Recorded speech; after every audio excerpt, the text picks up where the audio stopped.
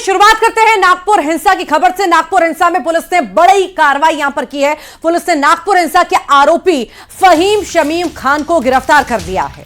आपको बता दें, एफआईआर में फहीम शमीम खान को मास्टरमाइंड बताया गया है। एफआईआर में महिला पुलिसकर्मी से छेड़खानी का जिक्र भी है।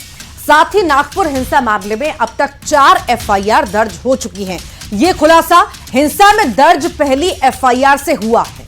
और एफआईआर के मुताबिक भीड़ ने अंधेरे का फायदा उठाकर महिला पुलिसकर्मी के साथ छेड़खानी करने की कोशिश की और फहीम शमीम ही वो शख्स है जिस पर भीड़ इकट्ठा करने का आरोप है। फहीम खान को 21 मार्च तक पुलिस कस्टडी में भेजा गया है।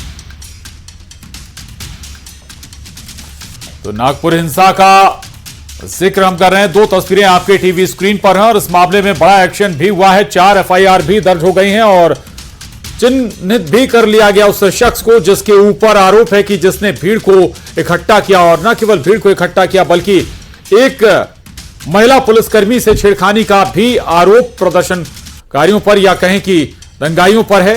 दरअसल नागपुर में यह पूरा दंगा भड़का था औरंगजेब विवाद पर और उसके बाद जमकर पत्थरबाजी भी हुई थी। ऐसा भी कहा गया कि पहले से इसकी प्री प्लानिंग थी। जिस अंदाज में नागपुर में दंगाइयों ने पत्थरबाजी की थी, वाहनों को तोड़ा था, हथियार लहराए थे।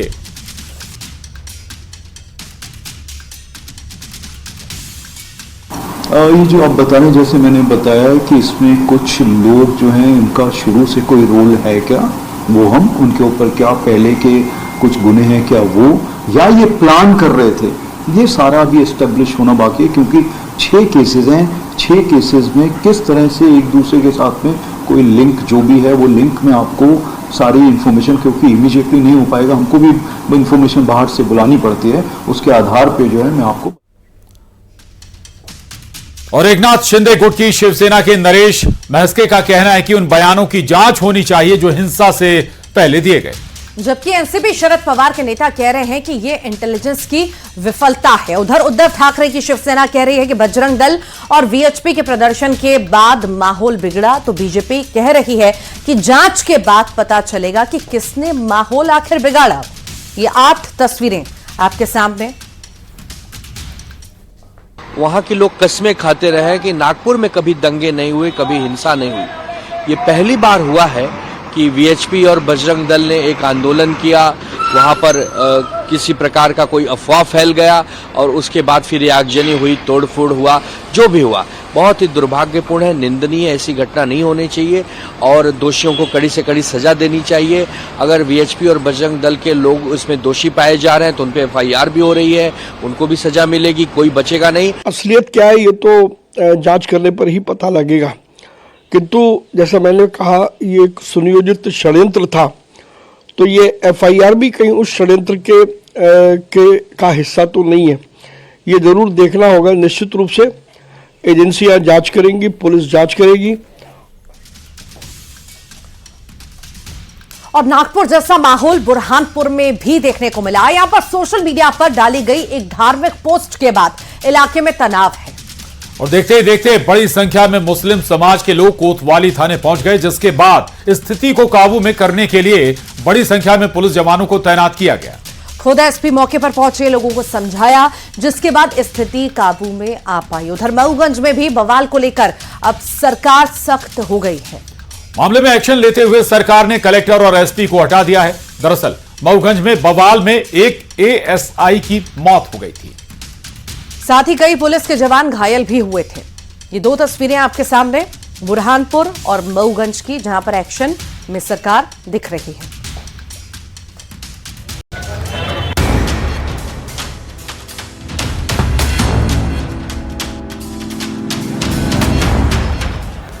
नफरत की आग भड़काकर कौन माहौल बिगाड़ रहा है, ये सवाल इसलिए क्योंकि महाराष्ट्र के नागपुर में भी यही हुआ और अब बुरहानपुर में तनाव का माहौल है।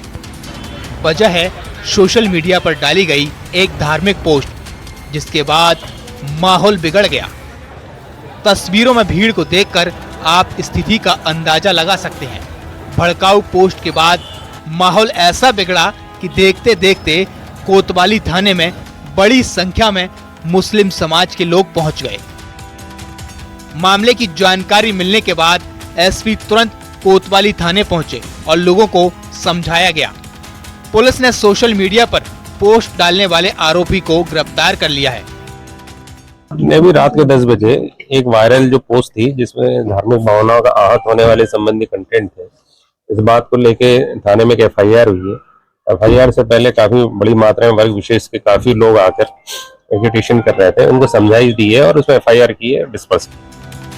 फिलहाल स्थिति काबू में है। सुरक्षा को लेकर जगह जगह पुलिस कर्मियों को तैनात किया गया है।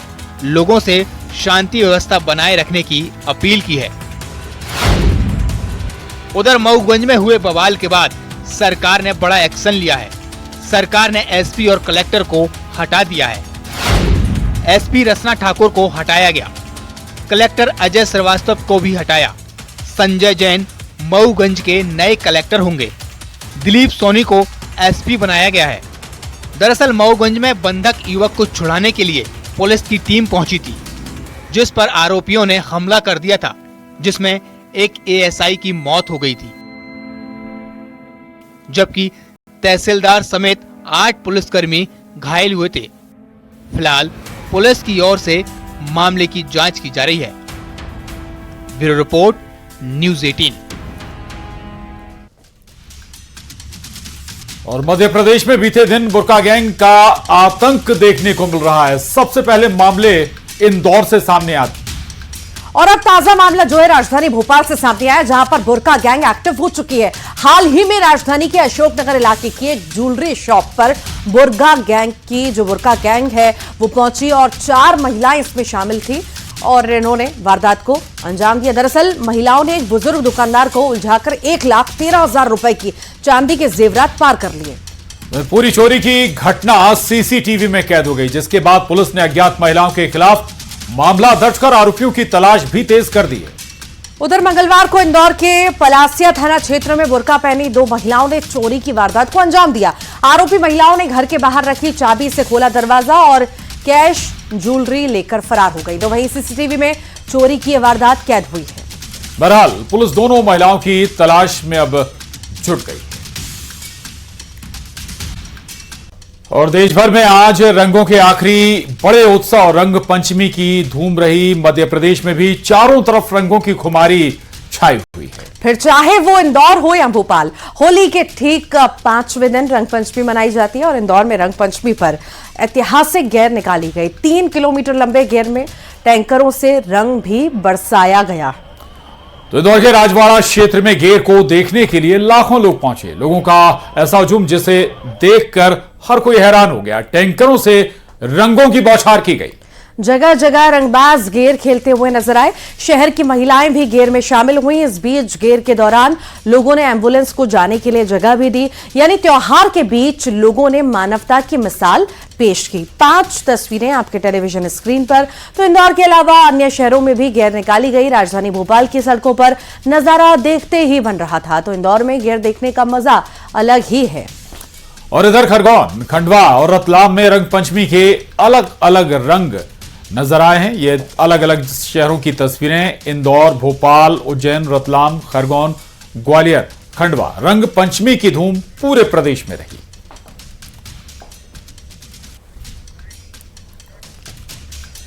और बैलगाड़ी से शुरू हुआ गेर अब टैंकर, डीजे समेत मॉडर्न साधनों तक पहुंच चुका है। गेर की पहचान पूरे देश भर में है, लेकिन इंदौर की गेर की बात ही कुछ अलग है।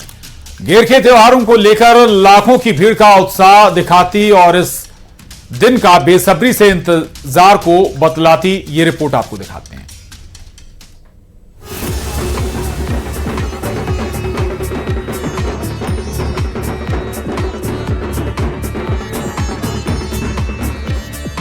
होली के 5वें दिन मिनी मुंबई में रंग पंचमी के दिन गेर निकलती है, जिसमें कोई भी गैर नहीं होता है। रंगों की बौछार होती है, खुशियों की फुहार होती है, गुलाल का गुबार होता है और इसे ही रंग पंचमी का त्योहार कहा जाता है। इंदौर वासियों में गेर को लेकर कितना उत्साह है, उसकी गवाही देने के लिए तस्वीरें काफी हैं। गेर निकालने का शानदार नजारा, जश्न मनाते लोगों की तस्वीरें बता रही हैं कि वो इस दिन का कितना बेसब्री से इंतजार करते हैं। इस वक्त हम राजवाड़ा पे मौजूद हैं और रंगों का सबसे बड़ा उत्सव मनाया जा रहा है। तस्वीर देखिए राजवाड़ा की, और राजवाड़ा पे लोग मना रहे हैं और ये देखिए रंगों का त्योहार है और रंग पंचमी का इंतजार रहता है। कितनी मस्ती की आप लोगों ने यहाँ पर? बहुत अच्छा लग रहा है। कितने बजे आ गए थे आप लोग यहाँ? हम लोग 12 बजे आ गए थे। 12 बजे आ गए। कितना इंतजार था आज के दिन का? बहुत ज्यादा, बहुत ज्यादा। हम लोग भोपाल से आए हैं यहाँ पे होली खेलने। भोपाल से? हम लोग इंदौर के हैं, भोपाल से। क्या सुना था इंदौर की गेर के बारे में? बहुत अच्छा सुना था कि बड़े अच्छे से खेली जाती है। मिनी मुंबई में गेर में हर बार की तरह इस बार भी एक साथ लाखों लोगों ने होली खेली।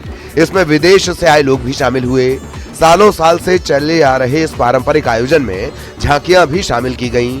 ब्रज की लठमार होली, रास रंग, श्री कृष्ण की झांकी आकर्षण का केंद्र बनी।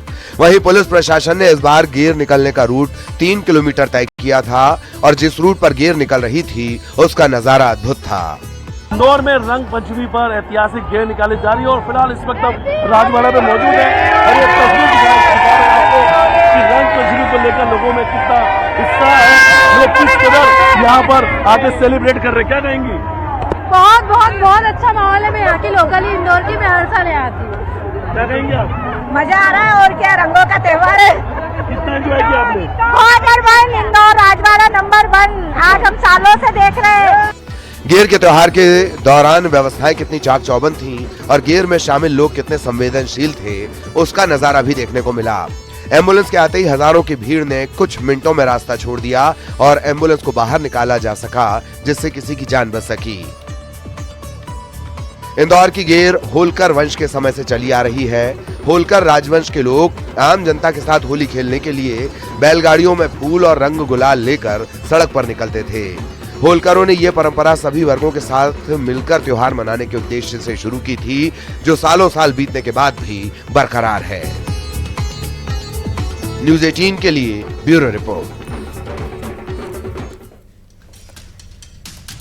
और इसी बीच गेर से दुखद तस्वीर भी सामने आई। इंदौर में पहली बार गेर के दौरान हादसा हुआ। दरअसल टैंकर के पहिए के नीचे एक युवक आ गया और इस हादसे में घायल को अस्पताल में भर्ती कराया गया जहां उसकी मौत हो गई। ये पहली बार होगा जब गेर में इतना बड़ा हादसा पेश आया। उधर हादसे को लेकर सीएम ने भी दुख जताया। सीएम ने मृतक के परिजनों को 4 लाख रुपए मुआवजे का भी ऐलान किया है। सीएम ने हादसे के चलते गेर में शामिल होने का कार्यक्रम भी निरस्त कर दिया। प्रति शोक संवेदना भी व्यक्त करता हूँ। मृतक आत्मा के प्रति बाबा महाकाल से कामना करता हूँ उसको मोक्ष प्रदान करे। मैं अपनी ओर से इस कार्यक्रम में अब शामिल नहीं हो पा रहा हूँ। मुझे इस बात का दुख है कि किसी के परिवार से उसका चिराग उजड़ा है। ये कष्ट की घटना है। और भारतीय मूल के अमेरिकी एस्ट्रोनॉट सुनीता विलियम्स और बुच विल्मोर 9 महीने 14 दिन बाद पृथ्वी पर लौट आए।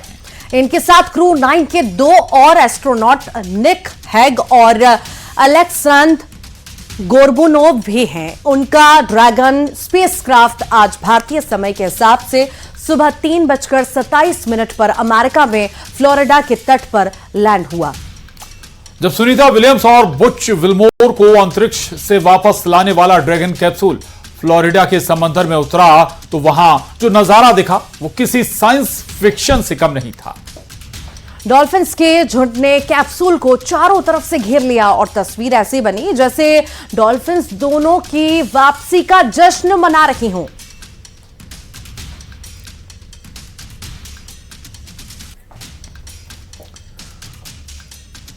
इधर कांग्रेस नेता शशि थरूर ने एक बार फिर प्रधानमंत्री नरेंद्र मोदी की तारीफ की है।